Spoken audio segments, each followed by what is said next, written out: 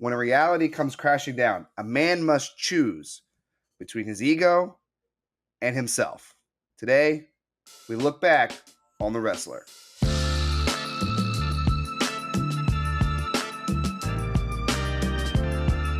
Hello, welcome to the very first episode of The Look Back. I am the necromancy of movies, Joshua Kline. Today, I am joined by two hosts today. I'll introduce the one that you're familiar with, Dylan Reynolds. Welcome, Dylan, to the show. I'm happy to be here.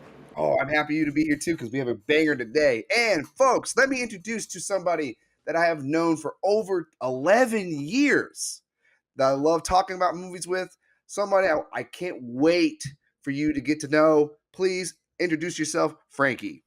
Yo, it's your boy Frank B. I'm in the building, man. It's good to be here, y'all. I'm excited. I'm excited for this. Yes, folks. Today we're going to be talking about The Wrestler, a film that was made in 2008 by the artistic director Darren Aronofsky, starring Mickey Rourke, who won an award for this movie, Best Actor award, I think, in that 2008 section. So today we're going to, discuss the film a little bit and answer, does this film still hold up to today? So I'm going to open this out to everybody. Have you seen The Wrestler before this podcast? No, this is my first time watching it. I remember seeing the previews and everything, like back when it first premiered, but this is my first time actually seeing the movie. Believe it or not, especially with my background, this is the first time I've actually watched it. I again, as we'll probably talk about in this conversation, I saw the crossover deal that they were trying to do with the WWE at the time for this and Chris Jericho. I saw the previews. I've generally kind of known how the movie ended up working, but this is the first time I've sat down and watched it. This is actually my second viewing of this movie. I don't remember when I watched this movie.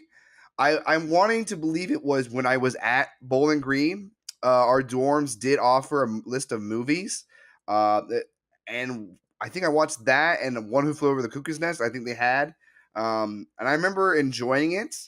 I remember the ending, and I actually wrote down, people, what exactly I remember from the plot. So this is what I remembered. See how close I am. All right, Wrestler 2008. Mickey Rourke plays an old wrestler who used to be a star. Okay. Wrestles on the indies. Okay. Tries to connect with his daughter. Has a heart issue. Lives in a rapey van. Final scene ends with him jumping off the top rope, fades to black. And that's what I wrote. So, I mean, I pretty hit every mark, except I am missing a major character in this film that when I saw the movie, I was like, oh my God, how did I forget this person? But Frankie, please actually give these people a actual plot of the movie so they understand what's going on before we dive into this. Go ahead. Okay, cool. So this story follows Randy the Ram Robinson, a once prominent wrestler in the 80s and 90s who during his heyday was one of the top wrestlers in the game. By this point, though, in the late 2000s, he's fallen on pretty hard times. He's still out there wrestling, but he's still wrestling with the demons of both his past and with like the reality of the present, which we will get into during the review. This stars Mickey Rourke, like you said, Marisa Tomei, and a few other people that we'll also get into. Don't want to spoil that too early. But Josh, I actually thought you were pretty spot on with everything that you said in your review. You missed a couple of like small details, but for like a on the spot review, I thought that was pretty good. Yeah, this movie isn't really plot driven per se. This is more of a character driven movie. We're following Mickey Rourke is the star. We do not have a scene. Maybe Marisa Tomei's character, Pam or Cassidy, because Pam is actually going through the same similar situation that Mickey Rourke's going to. They both live in these entertainment side where there's two personas. There's the Pam persona, there's the Cassidy stripper persona. You have the Robin and you have the Randy. Robin being the actual character and Randy. the difference is that Cassidy can actually go between both worlds, where Robin and Randy, like Randy's the Ram all the time. Like he does not want to associate himself with Robin.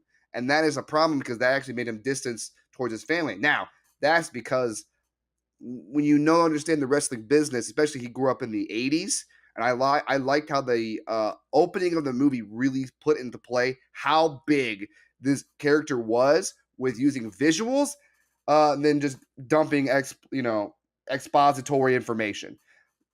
Scanning around, like seeing all the headliners and just hearing some of the stuff, hearing some of the reporters, like, oh, I thought that was a good way to understand who this character was in the 80s, because once we cut from that, we're gonna see him at his just run down. Okay, so once we see him in the indies, Dylan, I picked you to be on this podcast for this movie is because this is what I kind of remember the wrestler being, is giving us that backstage look of pro wrestling, like really opening the curtains up and showing the boys. Now, can you kind of give the audience what it was like for a wrestler in the 80s? Like, why was it a big deal why is Randy, still living this lifestyle, still wanting to be that guy? Yeah, I mean, the big thing is that there's a term that's been used throughout wrestling history called kayfabe, and that's keeping in character. That's keeping the secret of what pro wrestling really is away from the general public. And back then, kayfabe was very coveted. Bad guys did not ride in the same car to the next town as good guys. It was always trying to keep the suspension of disbelief for people. So if someone got hurt and at the end of the show they went to the hospital, sometimes you got a gimmick that you're going to the damn hospital. And so this was something that I really saw where, a very different character, but something that we got to see more recently, is kind of the final major character of wrestling that kept to kayfabe, finally opened the curtain, which was The Undertaker. He lived his gimmick. Hulk Hogan during the 70s and 80s lived Hulkamania. Randy Savage lived the Macho Man. Sting lived being Sting, both Surfer and Crow Sting. Like, these guys, because it was their job and the thing that they did for money, you had to protect that, because if they were of the belief that if the traditional fan knew what was going on, well, they stopped believing, they'd stop paying the money. Obviously 2023, we know that's not the case because it's very much out of the bag. But this really dealt with, in my opinion, not only the sad reality of some of these big 80s and 90s stars then in the early 2000s going on to the indies whenever WCW went under and there wasn't as much opportunity for them, where they had to do the early indies, which are nothing compared to what the indies are now.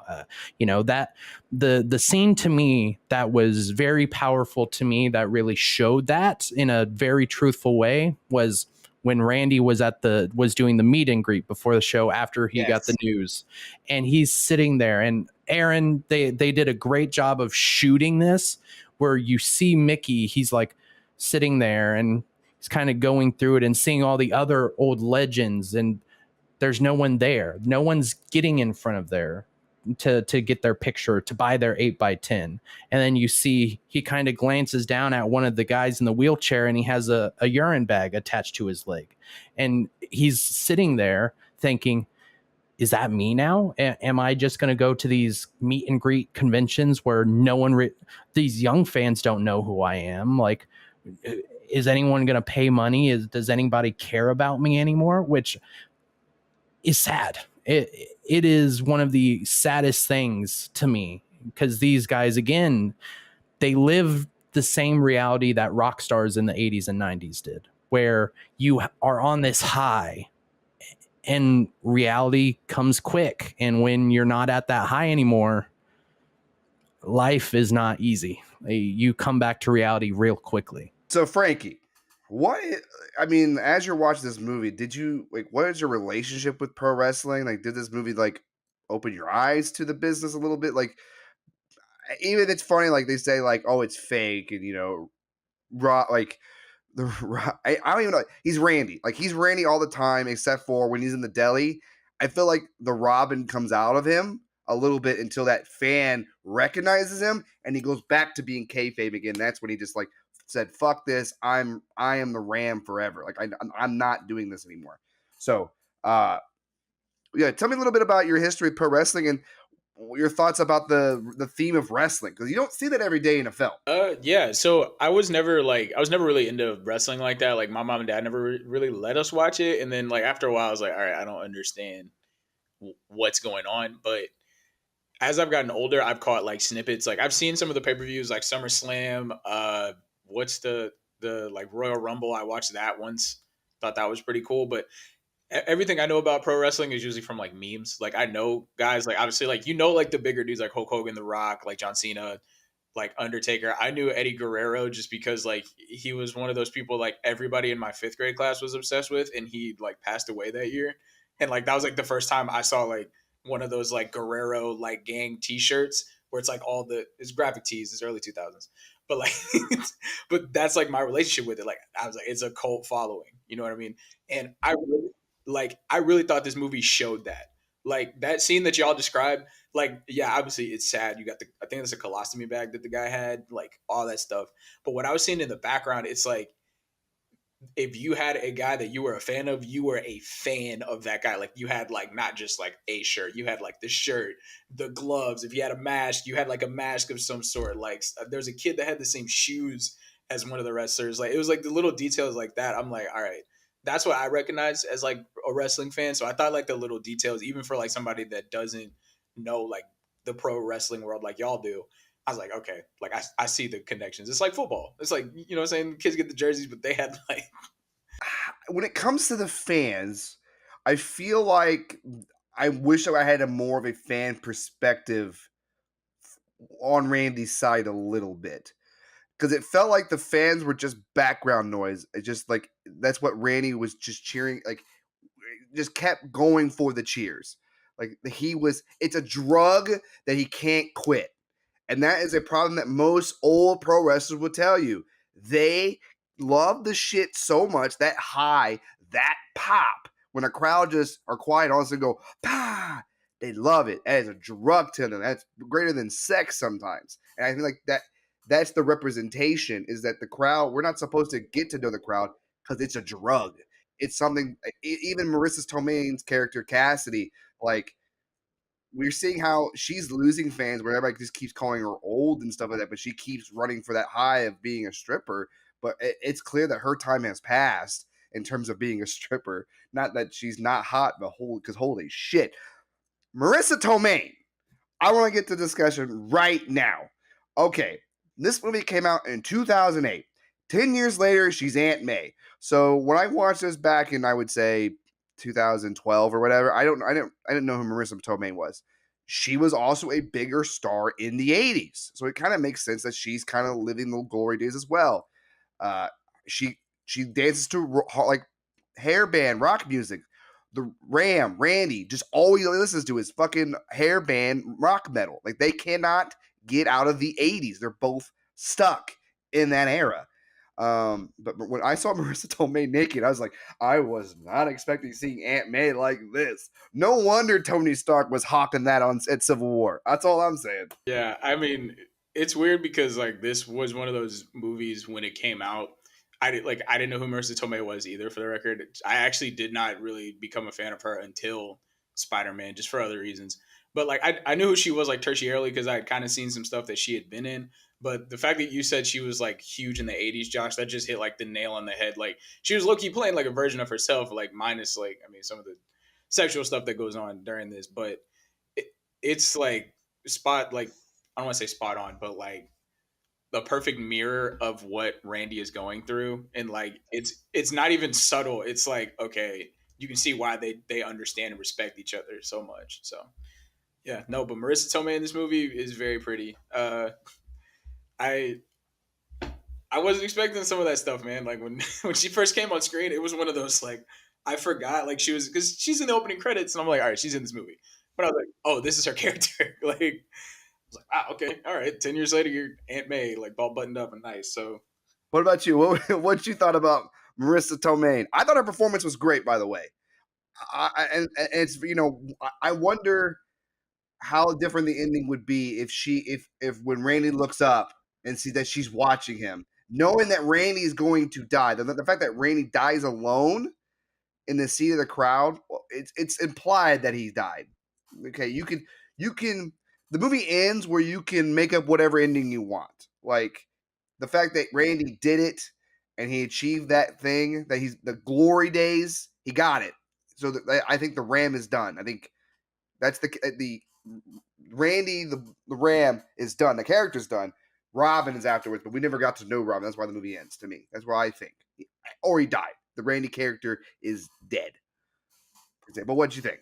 So to me, I definitely think that there is an argument. Of course, Aaron, when he does these films, that kind of ending, that open ending, open interpretation ending, is very much his thing.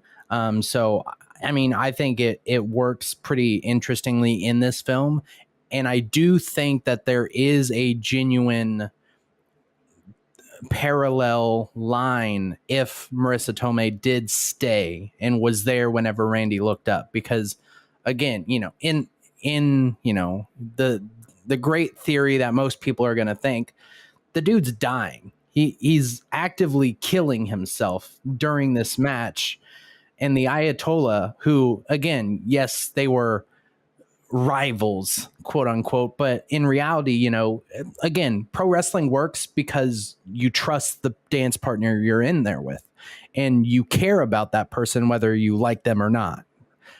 And the Ayatollah is sitting there noticing, like, oh, something's going on, something's wrong with Randy, and he's trying to check, like, go home, please go home. We don't got to do it. We don't got to go anymore. We got the heat. We're good. Go home. And Randy is like, no.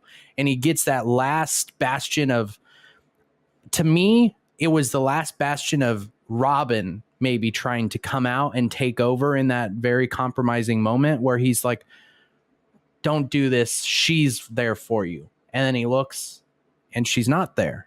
And he says, the world doesn't care about me except for being the Ram.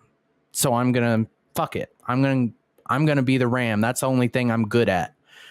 And presumably, he dies or, whatever it is. Like it's sad, but I see that if she would have been there and she would have just stuck around for just a couple more minutes, I think the ending could have been completely different. He would have maybe calmed down. He would have said, all right, if I really want to be with this woman and I'm serious about, I can take on having another kid and all this stuff since she has a kid, you'd sit there and you'd be like, okay, all right, let's go home. Let's finish this match and then we're done. This is the ending of Randy the Ram. But that's not what we got. Yeah. I liked how the Ayatollah was like, we gave them enough. We gave them enough. There's no need to do that. Yeah. I took that whole ending of him deciding to do the match as like, this is a man deciding to do suicide. I mean, just think even the scene before he decides to, which, by the way, let me just say how fucking bizarre it was that it went from this moment to it just cutting back to him being like, yep, I'm back in the ring. Is he gets noticed by a fan at his deli job, and he can't deal with that pressure of someone knowing it's him and seeing him in such a low position in his opinion. The dude fucking jams his fucking fist into the ham cutter, and then it just cuts to him back at home, and he's no packing up. No, like that's, I don't know what version you saw, because he cuts his thumb and goes full Randy Ram. And this is very important because he bitches up that fact that he was called Robin. All of a sudden, Randy the Ram has now reaffirmed, has come back. He pushed it away. The thing about that through line, okay, when he's watching the old wrestlers, that's when he decides to be Robin. That's when he starts to do more for his daughter. That's when he starts working at the deli job. That's when he starts hanging out with Cassidy / Pam. You start seeing the Robin guy coming out a little bit. It's not until the party when he goes and sees the boys, parties with the boys, and to me the more bizarre thing is when he hooks up with that chick and she's obsessed with firemen. He wakes up, he's wearing fireman boots, he looks around, and I was like, okay, that's weird. And once he fucked up with his daughter, you can start seeing the transition to going back because now he's realizing no one loves him because he tries to get back with. He tries to see Pam, and that's when Pam's like, "You're a customer, fuck you." And Robin keeps putting himself out there, but the world keeps rejecting it. So he's like, "Fuck it, I am Randy Ram all the time." And that fan was like, all right, and that's when he decided, I'm gonna kill myself, basically, long prolonged murder himself. Frankie, you were gonna say something. Go ahead. Yeah, no, I was actually just gonna piggyback off of what Dylan had said, or not Dylan, I'm sorry, Josh, what you said, where it was like a suicide. I was like, because I hadn't seen the movie before. I remember hearing like, yo, Mickey Rourke gave like a like life changing performance, like all this stuff where it was like his career, like for a minute, like okay, Randy, I'm sorry, not Randy, Mickey Rourke, who plays Randy, did this movie and Iron Man back to back. And I'm pretty sure he kept his hair from this and just cut it a little bit to play the Ivan, the Russian dude, and change his accent. Whatever. He was just as jacked in that movie as he is in this one. But like his acting and his range in this movie, like there was a speech he gave where he said, the old man, like he's kind of alone where he's just sitting there like, yo, I literally have to I have to keep doing this. And like when he calls, like even the phone call, he was in character. Like, and I was thinking like, obviously like it's inspired by like old wrestlers that we grew up with, like Hulk Hogan, and like how Dylan, when you let in saying like it was just depressing, like I felt that depression, but I was like, I still want to go see him wrestle. Like, cause like this is what he's good at. Some people, that's their one moment. Like old football players, I think of like those dudes that like my high school, we went pretty deep in the state playoffs, and like that quarterback that took us there, like never like did anything other than that. Sorry, but like it's just the reality of life. Like I go home, I know he's there, probably at a bar. It's just the reality of life. So yeah, no, this movie did like a perfect job of making me sympathize with that guy. I agree. It had to be. We had to see him as solo because, like I said before, the shot after the opening credits of him like being a mega star. Jesus Christ, a mega star, right? He's making money hand over fist. Blah blah blah. He probably was spending like a rock star, probably banging rats and doing coke. I mean, that's probably all he was doing. To cut to the next scene, he's just sitting down after a wrestling match, and the promoter pays him, and he knows the promoter underpaid him.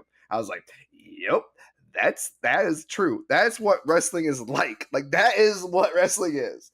Like before WWF, that was wrestling. It wasn't.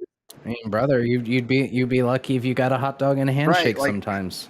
Anytime, I recommend anybody to listen to old wrestlers talk about the past and hitting the road, because you listen, they have interesting stories about going from like one city driving 300 miles to another city and only getting paid $20 to do that. But they love the business so much that was worth it, even though they were poor, jumping through hotels, not spending time with their family. Which when the daughter character came around and she's like, you were never around for my birthdays, that's because he was entertaining other kids.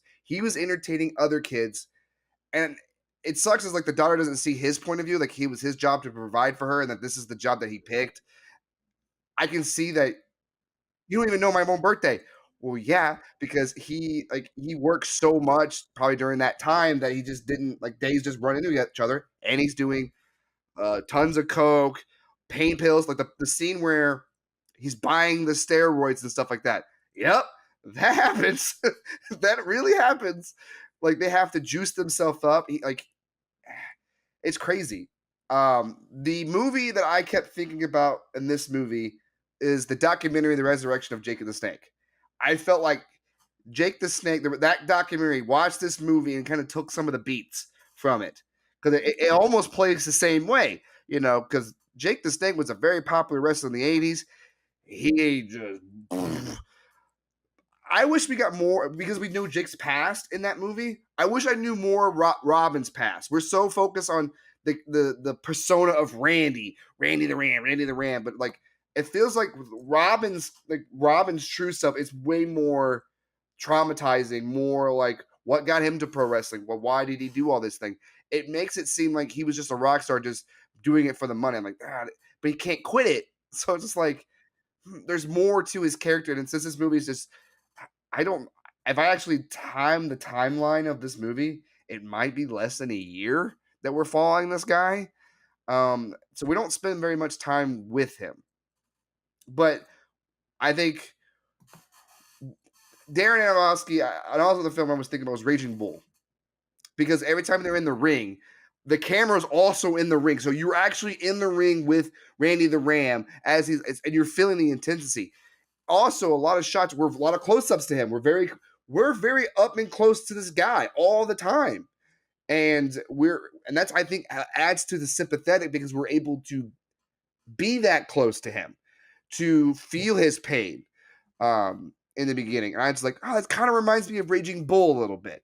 Because Raging Bull had a lot of close-ups, and when they're in the ring, you can kind of feel the punches and intensity. So that's kind of what I was seeing. So, I mean, was there any other films you guys were thinking about, or any themes that you were picking up, or anything like that? Like, I know I'm the film major here, and I'm seeing a lot of other stuff here, but let's get some of your insights about the film. Like, I'll just read through my notes real quick. So, number one, Josh, I said that beginning part, it was really cool seeing all those old wrestling ads, because one of my friend's dads growing up, he had like a room like dedicated to old wrestling posters, because like, again, cult following, but he had like the Rock's dad, whose name I'm blanking on right now, Lucky Johnson, and then also his granddad is Maeva. So he had like a whole bunch of stuff like talking about that. So that being said, like seeing that opening scene was really cool. I did think it in a way, that opening scene gave us all the background. Like, yeah, I would have loved to have seen like a flashback to him in the 80s, or like even seeing that fight between him and the like Ayatollah the first time. Because it seemed like it was like the biggest thing in wrestling. So I'm like, all right, seeing like old school 90s, which is what I would assume. Well, 80s. The time he said fuck the 90s. 80s? 80s. Okay, yeah. So even then, like the 80s. Okay, cool. So if it's in the 80s, then like, yeah, that's even better, because like, I loved that time period. So yeah, it would have been cool to see that. But nonetheless, I thought it was really interesting that you actually got to see like that side of wrestling that you always hear about on TV, where like they have wild injuries. Because that guy in one of those scenes, he's obviously a bodybuilder. He's giving him steroids and stuff like that. But he's also giving him like the wildest painkillers. Like I do not take like painkillers when I get sick. Like I broke my leg a few years ago. Like, and Josh would tell you this, I do not like to take Advil even. I'm like, nah, I don't like it. Like, it's not me. So I was like looking up some of the names, and it was like, yo, that's like the strongest painkiller that like you can kind of get in a hospital without it being like something that's gonna knock you out. So he's got like 4 or 5 doses of that. He's got all kinds of drugs, stuff like that to keep him perked up. So I thought that was pretty interesting. I really, really enjoyed seeing also like how they prep themselves for the show, which I know, Dylan, you'll probably get into this when you talk about like the background of wrestling and whatnot. But for me, as somebody that doesn't like, I've always known, yeah, obviously it's a show, like it's meant to be a show. It's like professional wrestling, like it's its own thing. But like them talking about how to script out the moves, and then seeing that same script, like, so I knew it was gonna happen, right? But seeing how they did it, and then seeing how like one like leg twitch at the right time makes like somebody falling on you look way worse than like, you know what I'm saying? Like when you're a little kid, like you would overdo it too, but like they've got it down to a science. And then seeing him like take the razor blade, and me thinking like, oh, he's about to fight dirty. And I was like, I don't know how that's gonna work. And then he like cuts himself, and I was like, oh, I was thinking like he was gonna hurt people, because I was like, all right, that makes sense. Like they're actually getting mad at him, so he's wrestling them for real. Like that. I'm like, so there's actually a term for that.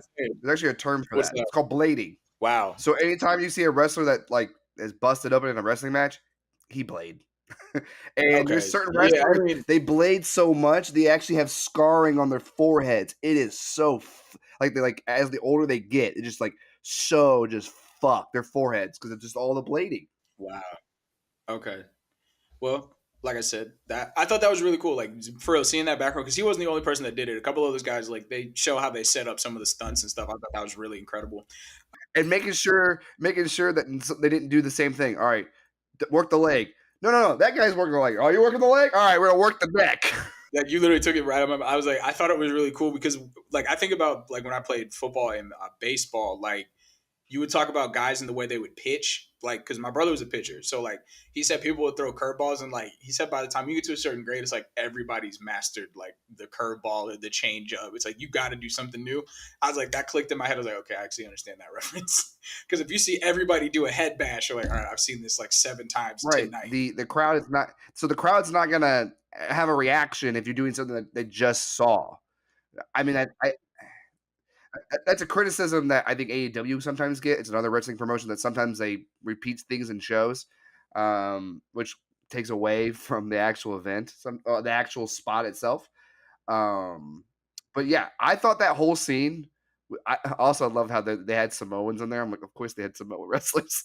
Like they hit every demographic in that fucking room. I was like, all right, you got a bodybuilder dude, you got some Samoans, you got a jobber. I was like, all right, Darren Aronofsky. I don't know if he's a wrestling fan, but I felt like there was some love for pro wrestling in here in some way. Last thing, actually piggybacking off of that, I was enjoying so I'm again, like I said, I'm not a wrestling fan, but there are a few people that showed up in this that I had to I actually paused it and was like the meme, like I know that ain't who I think it is, but it was really like I know that ain't who I think it is because like I've seen him in like stuff recently, and I was like, oh yeah, forgot that's where you started at. So it's been pretty cool, man. Who's the wrestler? I want to hear it. The black dude at the end. R-Truth, what's up? What's up? I see his TikToks all the time, man. Oh, dude, you know, R-Truth that is a is great gift. dude, man. R-Truth, that is a great dude. I mean, you should look up his Jimmy promos. Oh my god! When he turned a bad guy against John Cena and he talks and then starts making this imaginary character named Jimmy up, you're just like, what the? It's so good. Hey, all right, yeah. I mean, I know. Hey, that dude is so funny. Yeah. His scene too, I was like, yeah, I can tell you're acting your behind off because like they're feeding you these lines. But overall, man, I really enjoyed like just the aspect of wrestling. Like it had me actually hyped up for some of the matches. Like that match when he jumped into the barbed wire and it was showing how everything happened afterwards. Yes. Like when it was showing like and I wish superhero movies would do this where it like just flashes to like the person being all messed up and then show how it happened. I'd actually really like that. I really liked that it was out of order because it kind of kept me guessing. It's like, all right, I only have 2 pieces of this puzzle. And it was kind of a wild ride for like the barbed wire. You got like the staple gun, you got the chair, the other, I think he had metal pans too, like all that. So overall, man, I thought it was really good. So I like when that scene, because that's the first time he played with time. Darren Aronofsky did play with time. It's like every time we saw a new wound, we would cut how he got that wound. And I think that is, you're right. It would be great to see maybe a Batman film, right? Where Batman's taking off the armor and we see all the bruises and we cut to what happened, like quick flash of what happened there. Like how much powerful would that be? I thought that was a very effective scene, especially when we saw the guy with the dollar bill. Like, where'd they get the dollar bill from? Look, it staples it on his head, staples both his nipples. I was like, God damn, hardcore. And it shows how low Randy will go for that pop to get that win, to be on top. That he will do hardcore wrestling, which was not a thing during his heyday. That kind of got bigger in the 90s. And he hates the fucking 90s, so it's like he's just doing it for a paycheck. And that, you could almost say, doing that hardcore match caused his heart attack. Because prior to that scene, that's when he did the steroids, that's when he did all the fucking drugs. He was doing a lot of harmful things to his bodies prior to that match. And I mean, you have to think too, you hit a great nail on the head there, in the early 2000s, mid 2000s, whenever this film really takes place, that was just really when hardcore wrestling, that scene was of course filmed in CZW, at that time one of the biggest hardcore wrestling promotions at the time. Oh, I know Necro And Butcher. you know, that was Necro Butcher, who was the guy there, a legitimate hardcore wrestler. And that, which popped me hard. I was like, holy fuck, it's Necro Butcher in this film. And it really does show, because again, like I was saying before with the situation of, you go from the high of him being the, you know, maybe the biggest star in the entire industry, to where now he's old, he's run down, he has to do this again in the early 2000s, with the indies being kind of just popping up at that point because WCW and these other companies went down. That was what a lot of these guys had to do. You know, you would never imagine seeing, you know, someone like that, who was, you know, arguably like a Hulk Hogan, maybe, is seeing them go to a place like CZW and doing a tournament of death. Like, you wouldn't think that. And you even got the reaction of when him and Necro Butcher were in the back, kind of going over like, oh, this is what we're going to do. Like, when Necro Butcher is like, have you ever done the staple gun before? It's not that big of a deal. It just leaves some holes in you. And he's like, what? And then again, you know, like you said, it pops to that scene where you see, not only does Necro Butcher staple the dollar bill to himself, but then he does the above his nipples and all this stuff. And hardcore wrestling, especially in that era, you know, it was crazy. It was made to make you uncomfortable. And, you know, Randy's era, the most you would maybe have would be a table spot. And now you're going through barbed wire. You're going through glass. You're using forks. You're doing all this stuff that, like, now 2023, we're kind of used to at this point. But then you couldn't imagine it. To me, I personally, having experience with it too, the two scenes that popped me the most in this movie was, of course, before that first match, where, like you guys were talking about, you had all the guys going over the matches and like what they're going to do, because I was like, that's a wrestling locker room, legitimately. That is what it feels like, a band of brothers who are sisters as well, like all coming together, working together. Hey, you're doing this. All right, I won't do that. Oh, that's your finish. I usually do that, but I won't do that to give you the heat. And then the other one was when him and then the big guy went to the dollar store to go get like the pan and like all that stuff. And I was like, man, that is something that you don't see in any other industry than pro wrestling, where you go to a store and you're like, well, we need these, you know, the cheap pans so that you can bust them over each other's head and you're okay, because they're so thin. And they're just doing it in the middle of a dollar store, and you're like, they played with the guy at the register too, when he hit him with the pan, and the guy's just like looking like, what? And then Randy's like, come on, come here, bam, and don't hurt. It don't hurt, does it? Nah. Although I will say, with Randy's character and the era he supposedly was from, oh yeah, I'm sorry, yeah, but Randy would yeah. just beat the shit out of him to make him think it was real. But I digress. And the thing to me in ring, Josh, you had a good point of the way that they filmed it was real close. The thing I liked is not only the way they shot it, but also the sound effects. When people hit each other, you had good sound effects to where it sounded like it was real, it was hitting. And the part where it showed how blading works, I mean, that is something that, you know, I mean, there's still people to this day that they don't know that exists somehow. I don't really know how.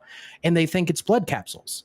And I'm like, very rarely have blood capsules ever been used in pro wrestling, because it looks like shit. Like, it's just easier to go to your 7-Eleven, get some blades, cut the end off, put it on your wrist tape, and that's how it's done. It's easy, it's clean, it's controlled most of the time because you're doing it, unless you're a rookie, and a veteran will occasionally help you with it. Like it showed parts that I'd probably argue when this film came out was maybe still taboo to show.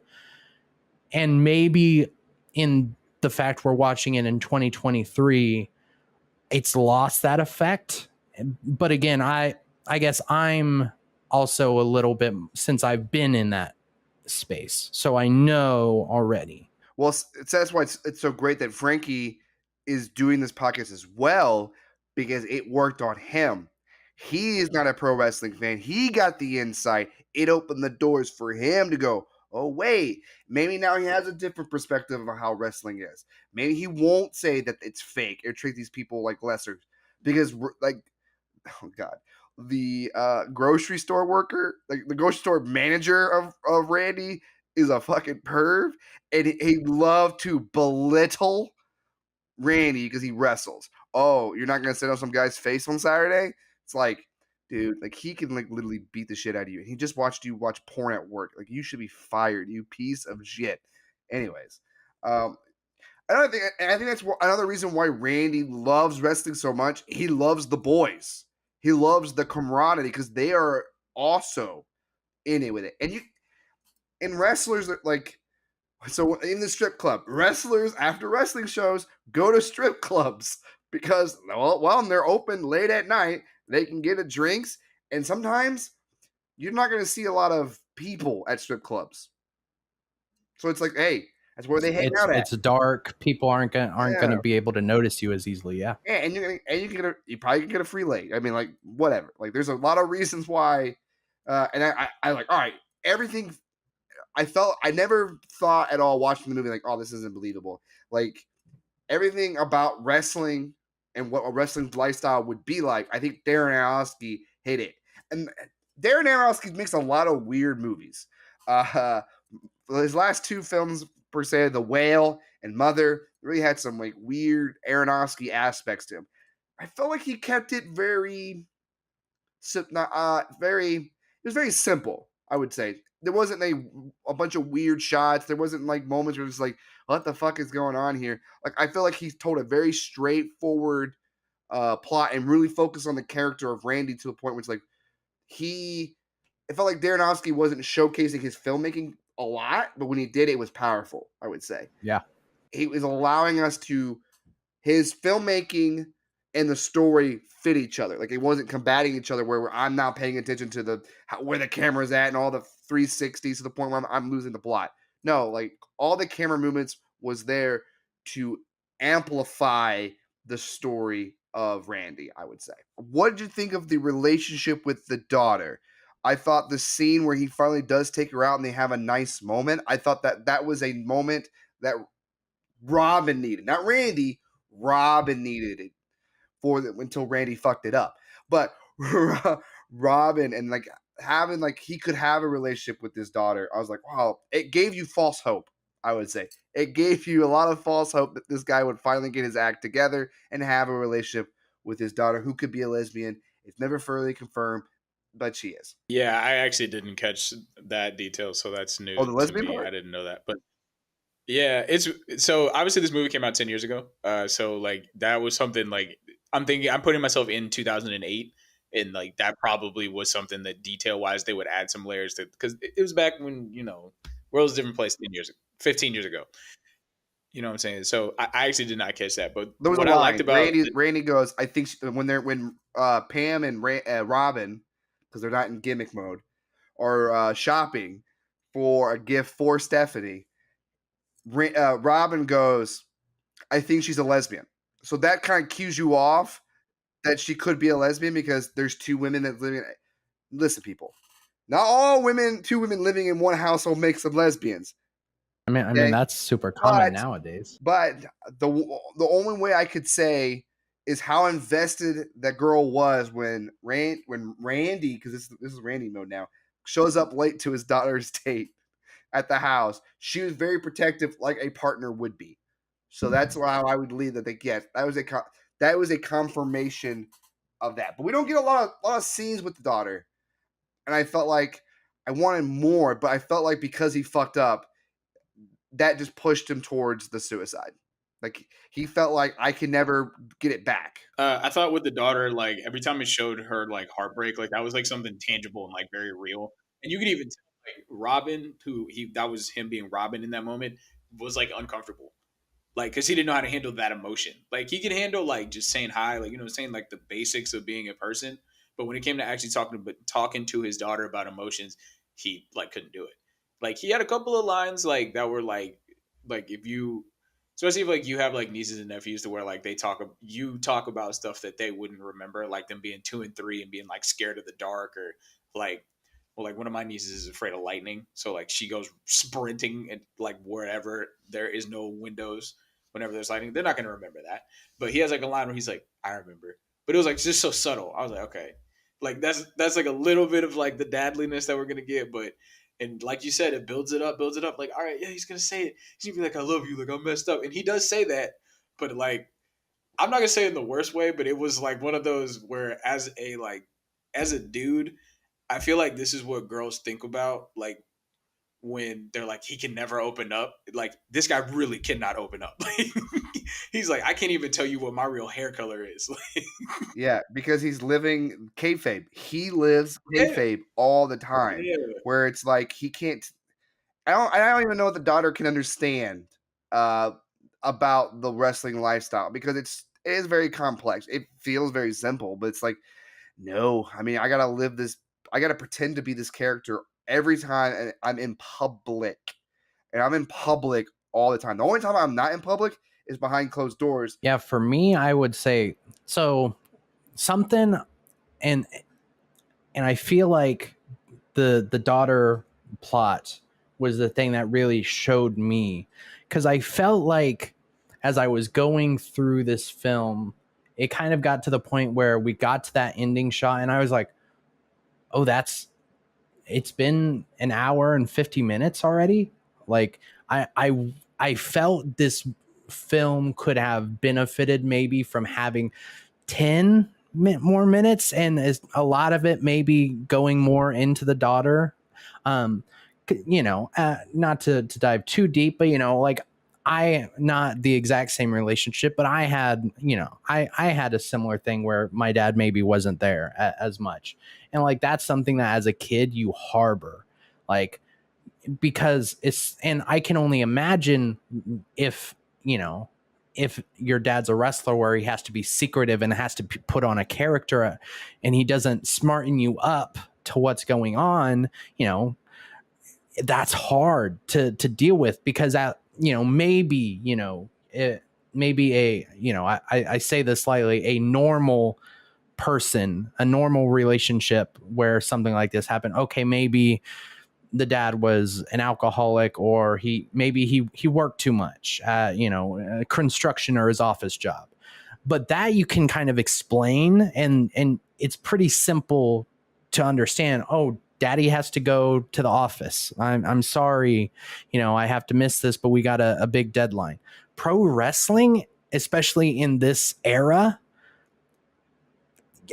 we've heard the stories from people like Cody and Dustin Rhodes, from Charlotte Flair, from like all these different people where your dad's gimmicking you. You're sitting there.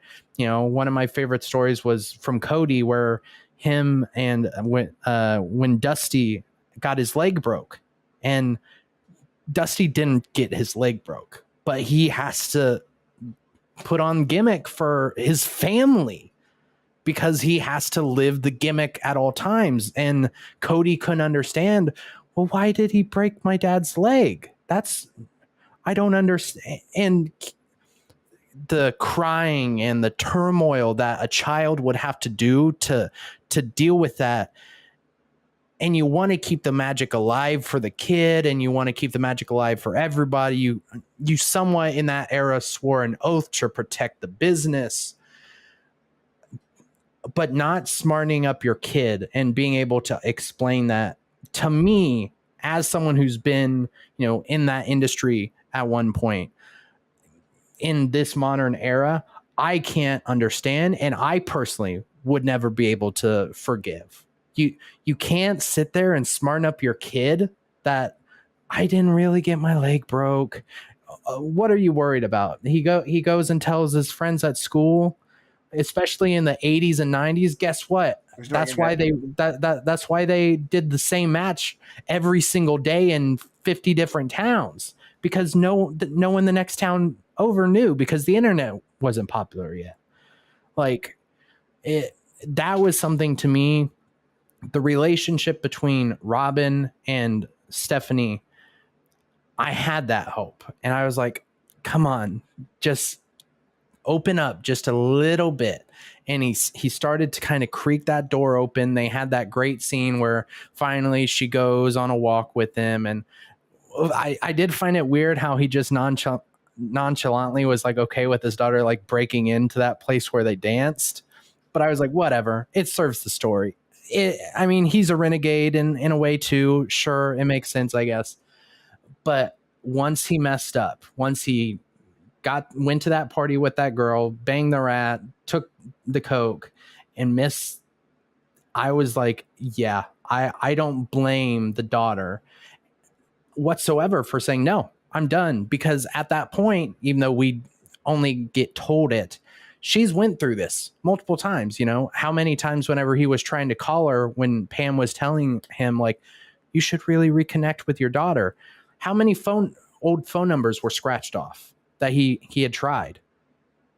If you are at that point with your daughter, it's bad. It's a bad relationship. And at that point, it takes a lot of care and love to be anything close to fixed. And he didn't take it. He did not care enough. He wanted to live the high. He wanted to be the superstar. He just could not deal with that. And it broke my heart. You know, I thought it showed a lot with the partner, the presumed partner too, where she was kind of, you know, first off, Randy technically did break and enter. I mean, in theory, like he just walked in when she was like, hold on, and left the door slightly cracked.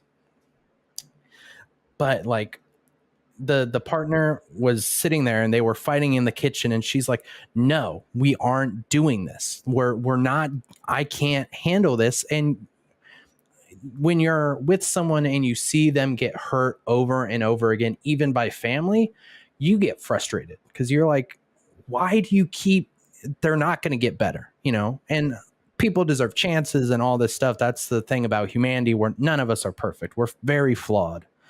But once you get to that certain point, you know, that's something I'm a very big believer is my family are the people that I truly love, not the people that I'm forced to love because of my blood. That's just the reality sometimes. I mean, that's the reality of some situations. Some relationships are too toxic to stay in, even if they're blood. And that was one where I don't blame Stephanie. It was too toxic. He couldn't, there was no fixing it at that point, in my opinion, which that leads to obviously what he did. She didn't need Randy. She needed Robin. And that's what Robin couldn't understand. Yeah, I agree.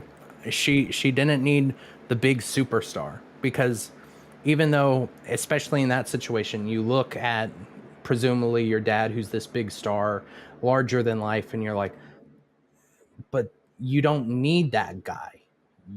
I want dad. I want the person who's there to protect me and take care of me. And he got in his own way. He couldn't open up. Well said. Yeah, I thought it was really like like I said, every scene with the daughter was like sad but also good, like acting wise. I thought both sides killed it, but you can only let somebody like do that to you so many times before you give up. And we saw her like literal breaking point, and it's like, okay, this guy's like destined to live this sad life. It kind of reminds me of what is that movie with Bradley Cooper and Lady Gaga? Shallow. The Stars. Stars Born. Yeah, the song is Shallow. Yeah, but like there's a scene in that, like obviously the scene at the Grammys, but there's a scene later on where I had like that similar realization where it's like literally Bradley Cooper has been this person. He's like 45.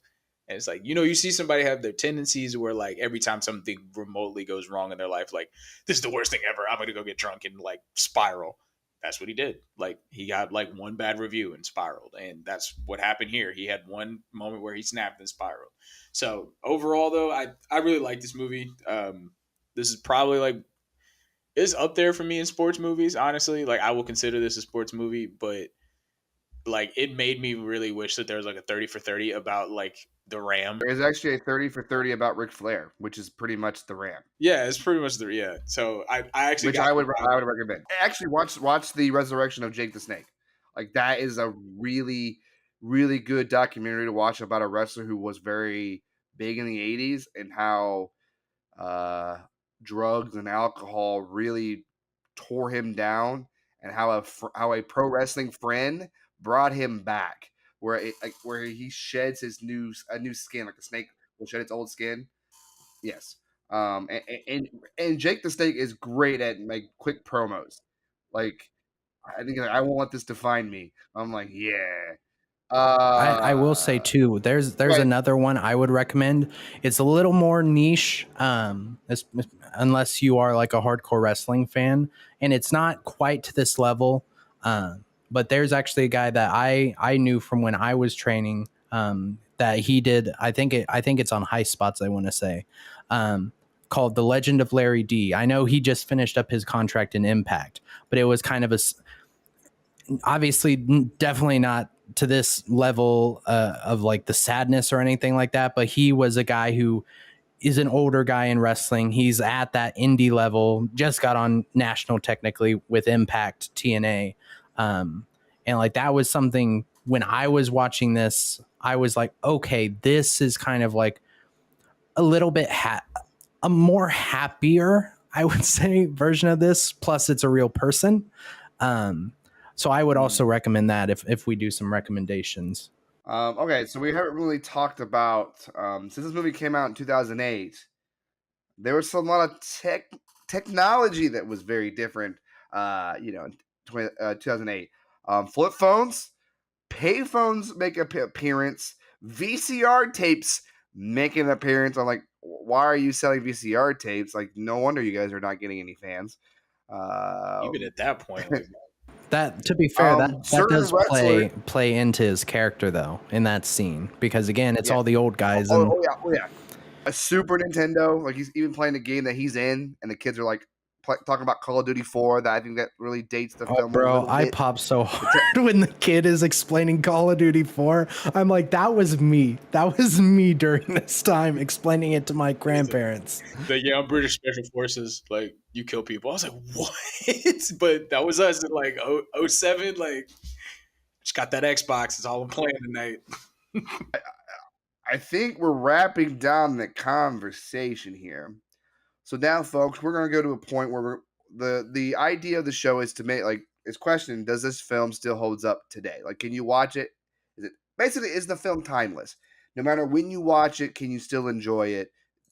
And I would start off and say, yes, this film does hold up, because of the backstage look at wrestling. There's not a lot of films about wrestling. I feel like the character development and the character of Randy the Ram is very fascinating to watch, that it will grip you. Yeah, the technology doesn't really like add up, but there's not very many of it. And him using payphones just shows how poor he is, honestly. Like, I think that adds to the desperateness of his situation, than versus having a flip phone. And because he's such locked in the 80s, the soundtrack also didn't date it because it fit with the character. Of course, he's listening to Guns N' Roses, Motley Crue, and stuff like that because he cannot get out of his way of the 80s. So I feel like this is a very good movie to watch. It does hold up. It's probably one of my favorite Darren Aronofsky films, I would say. Frankie. Okay. So I've gone back and forth on my thoughts on this movie several times. Number one, it's only for me, like if I was thinking, okay, take this movie and release it 4th of July weekend 2023, how would this movie do? I genuinely think this movie would do okay. I'm not going to say it'd be like a blockbuster. I'm not saying it'd be like this overselling, super selling movie, but it's done well. Like, obviously, it's set in 2008 when, again, payphones and flip phones are still a thing, which if you're watching it, like, it's kind of a blink of the eye. Like, it doesn't take away from the plot or anything, but it does kind of date it a little bit. Like, just a tad, like enough to where it's okay, this is 15 years ago, right? But I honestly thought if this would have came out like last year or even then, it would have hit perfectly, because it gives me that vibe like this is the last stand of like the 80s, which has been kind of coming back. Like last summer we had like a Top Gun remake. Like 2 years ago, before that, we had what was another big 80s movie they redid. I'm blanking on it, but they've been redoing a lot of Stranger stuff from Things. that. Yeah, thank you. They've been Stranger Things was last year too. yeah, Like right. So that. they've been doing all this stuff Yeah. from that time period. So yeah, I do feel like it would have hit. So yeah, for me, it holds up, man. It's a good solid watch, but also very well done to where I do think that it holds up. I really do. So Dylan, go ahead. Yeah, I agree unanimously. I think this holds up, and to me, so I'm kind of actually somewhat because you did kind of bring it back around at the end of your thoughts there, Frankie. That I think if this film released now, maybe last year would have been a better time, but now I think it might have actually done better. It did around like 45 million at box office back then, because you have shows like The Wrestler, or I'm sorry, like Heels.